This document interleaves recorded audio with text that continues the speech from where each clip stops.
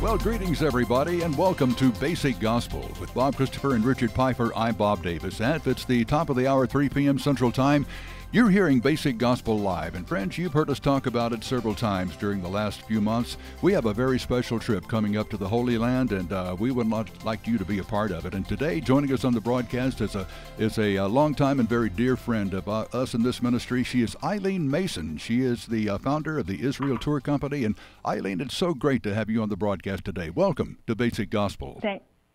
Thank you, Bob. I couldn't be more happy to be joining you this afternoon.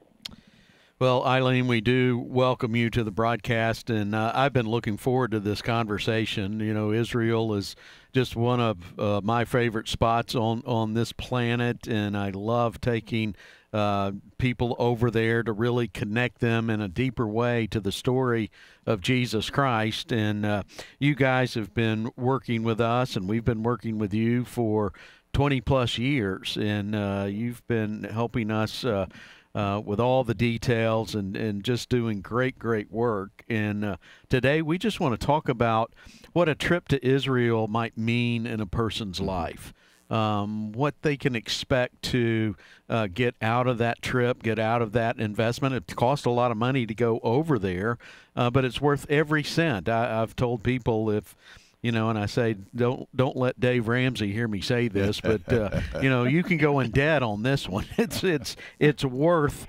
doing. So, Eileen, tell us a little bit about how you and Evelyn came to found this company and why you wanted to take people over to Israel, and kind of what you have seen over the many years that you've had in taking people there.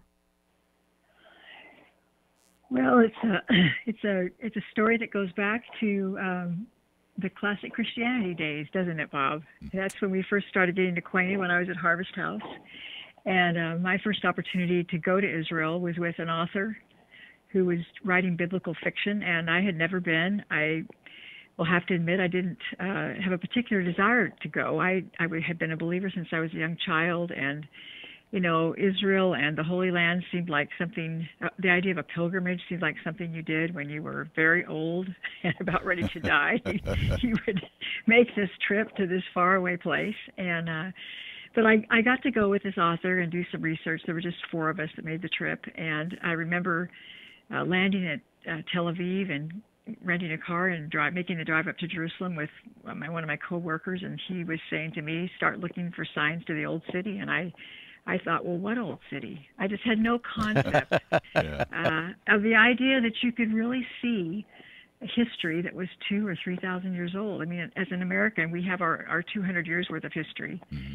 And it's always amazing to go stand in the places where these things took place, Philadelphia, Gettysburg, Washington, D.C. But to imagine that you could go back and see things from the time of Jesus, to sit on stones that you know he walked on and be in places where there's just no question the story unfolded, was just really eye-opening for me. And when I came back from that trip, my next opportunity was with another ministry that you're familiar with, Precept Ministries, and that trip was with 250 people, again associated with a publishing project that we were doing. And it was on that trip that I really felt like the Lord called me to take people over there maybe in a little different way than some of the groups were experiencing. And that was to try to find a more intimate experience with the land and with the people.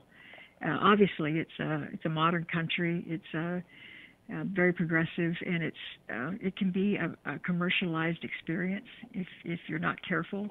But there's a way to get through that and really have what I think should be one of the most intimate experiences of your life. And that was sort of the vision and the goal, and what became the kind of the passion for me in getting people over there is this once-in-a-lifetime trip would be something that would be truly life-changing.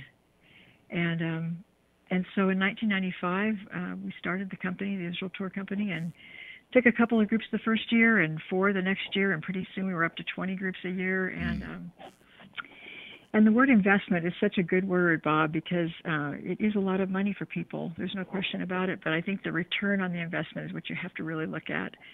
And people come back from that trip changed in so many ways, not just spiritually, which is the primary reason most people will make this journey, but just understanding the world we live in today, the times that we're facing, and our heritage, where we come from, is part of being grafted in to Judaism, and then also the future, which is looming before us, and what it all means in terms of our destiny. So it's a powerful trip on so many levels, and we've been doing it now for 22 years, and it's been remarkable. I just returned last Friday with a group of 55 people. This was this pastor's ninth trip with our company in Israel, and it's hard to really describe. It's somewhat like the conversion experience. It's hard to describe what it's like to see the Sea of Galilee for the first time. Yeah. It's a place that is so beloved, or to climb the hill to Jerusalem like pilgrims have done for centuries and see those first views of Temple Mount. So I'm always thrilled to be going again whenever I have the opportunity, and to get as many people over there as possible. Well, Eileen, you guys have just done great work, and I know, people who sign up and want to be a part of this adventure of a lifetime. They have 1,000 questions. Is it safe? Are all the accommodations going to be comfortable? And is the food good? And all of those sort of things. And I can tell our listeners that Eileen and Evelyn and their team just does just an outstanding job putting all the details together. You are going to be so comfortable. You're going to feel safe because it is safe. You're going to love the food. You're just and because all of those details are taken care of in such a wonderful way, you really get to absorb the land and to be a part of the story and to feel like you're living the story in many ways. So it's just fantastic how y'all do that. And so, Eileen, the trip is 10 days, 2 days of travel, 8 days in the country. And this particular trip, we're going not only to Israel and to see how the story of Jesus unfolded, both some of the Old Testament sites and all of the New Testament sites. We're also going to go into Jordan and see Petra. We're going to go up to where Moses would have died, looking into the Promised Land. And that's kind of new for us. And tell us a little bit about what it's like to visit Jordan and to see Petra and all of those sites. Well, it's interesting because a lot of times, believe it or not, this trip to the Holy Land, to the Middle East, is for some people on our tours, the very first time they've left the United States to make an international trip. And so it's also become part of our calling, so to speak, to really address the details in terms of comfort and safety. And so I'm glad you mentioned that, because an international trip of this magnitude can really have a lot of distractions. It's a long flight over there. It can be a different culture for people, different food. But for not that much more money, and that's why sometimes it's really worth the extra $100 or $200, we really want to put you in hotels that are in great locations, and make sure that the food is just a notch above what you might get on another group tour. Our hotels are always those that we try to select the hotels that are going to be in close proximity to the actual things we want to see. We're not in a hotel removed from the Sea of Galilee. We're in a hotel right on the Sea of Galilee. We're in Jerusalem. We're in a hotel within walking distance of the Old City. We're not on the outskirts of Jerusalem and landlocked, so to speak, which sometimes groups are.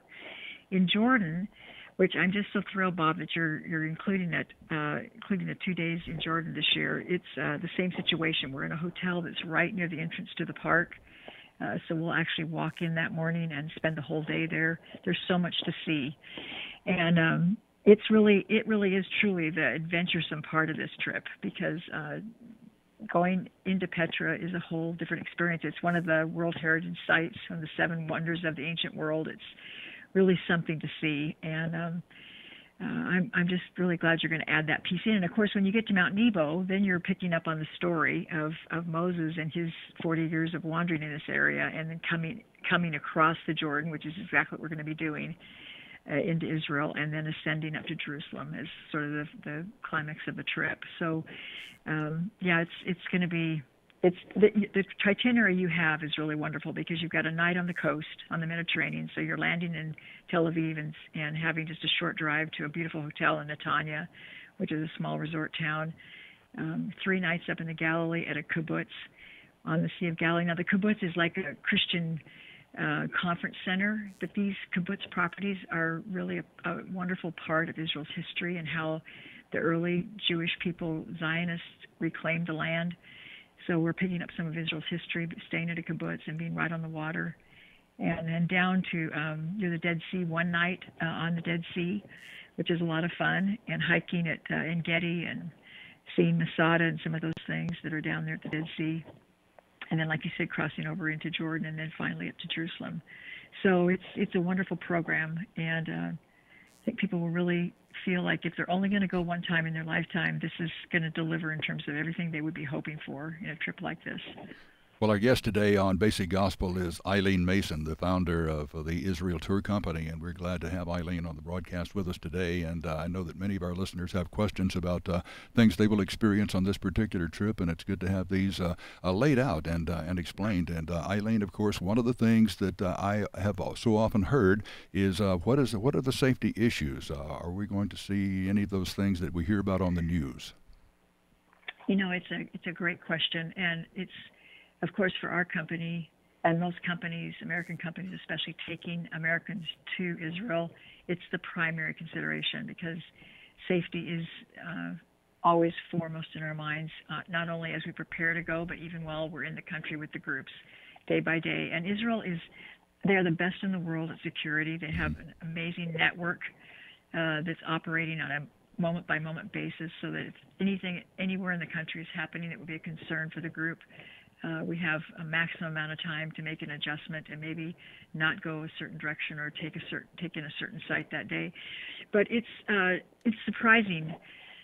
This has probably been one of the longest stretches, thankfully, of a peaceful, quiet Israel that I've known in the 25 years that we've been doing this. There's relatively little incidents of any type of violence or concern. And sometimes, if that's happening, the groups don't even know it. They hear about it that night when they get back to their rooms and they're getting a call from someone back in the States that they've seen some little skirmish on the news. But, yeah, I think that safety is always a concern. But since 9/11, I think what most Americans realize is that Israel has no corner on terrorism anymore. It's happening all around the world. Absolutely. And it doesn't seem to be holding people back. In fact, I think we're seeing record numbers of people to go to Israel, get there to see what's going on and experience the country.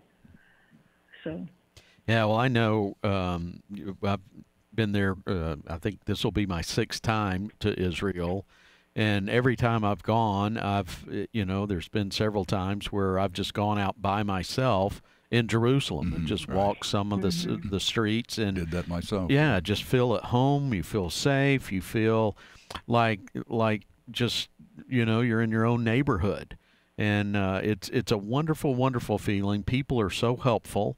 They welcome you with open arms. They roll out the red carpet. They want you to be there. They want you to, taste the land and experience and absorb it, and just really feel like you're a part of the story. And so they do everything. They go out of their way to make you feel welcome, to make you feel safe, to make you feel comfortable. So if you're out there and you're saying, hey, I want to go, but I'm not so sure about security, about safety, listen to what Eileen is saying and realize that, hey, you're going to be well taken care of. You're going to feel safe. And you're not even going to think about that when you're there. Yeah. You really don't. You're just so excited about seeing the places where Jesus walked and ministered and prayed and performed miracles that, the safety issues just kind of go out of your mind. You just feel like you're safe in the Lord's hands. And so that's a wonderful, wonderful feeling. But Eileen, let's pivot here a little bit and talk about some of the actual places that we're going to go and see. And there's Caesarea by the sea, and that's our first stop. After we Right. get settled in, after our first night in Israel, we're going to wake up that next day. We're going to go to Caesarea.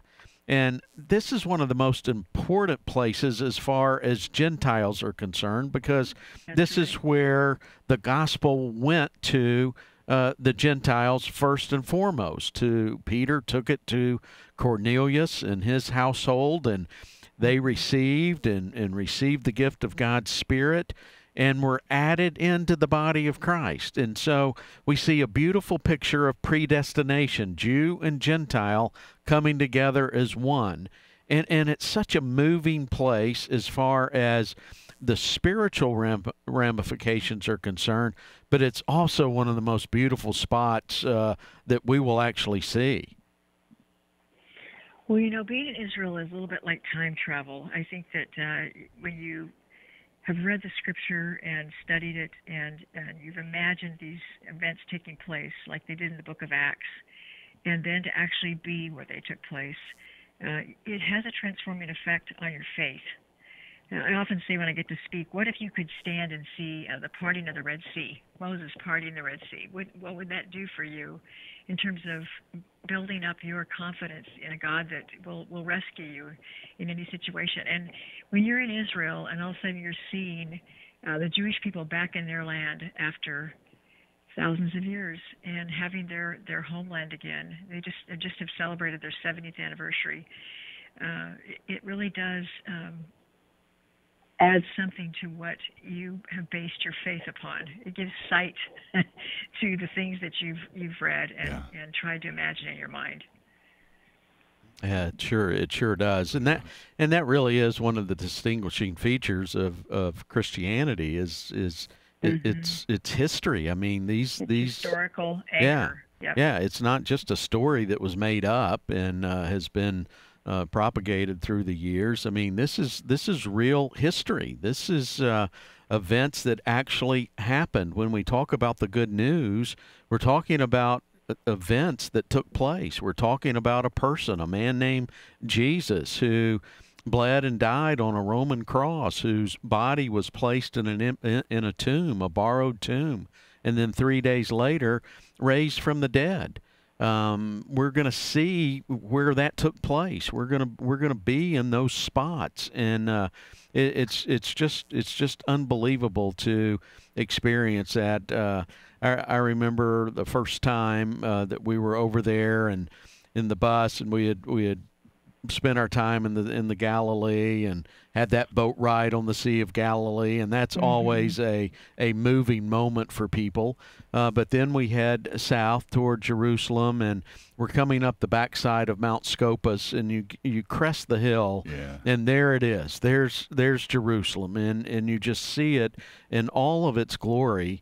And I tell you, we wept. I mean, we literally wept on the bus. Very moving. Just seeing that sight. Why? Because that's the place where Jesus bled and died and then was raised back to life so that we could have everlasting life. And we stop, we get out, we just take in the moment.